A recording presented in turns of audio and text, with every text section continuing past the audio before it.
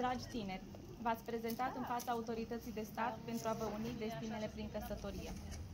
Numai căsătoria încheiată în fața ofițerului de stare civilă este recunoscută de stat și se bucură de protecția legii. În acest moment deosebit al vieții, trebuie să vă examinați profunzimea și sinceritatea sentimentelor, conștienți fiind de sfintele îndatoriri și de marea răspundere ce vă asumați în fața lui Dumnezeu și a societății.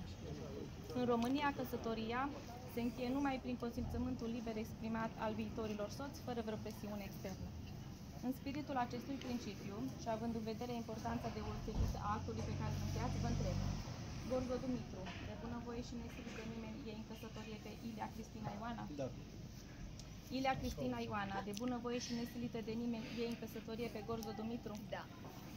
Luând act de consimțământul dumneavoastră liber exprimat și constatând că au fost îndeplinite și celelalte condiții prevăzute de lege pentru încheierea căsătoriei, vă declar căsătoriți.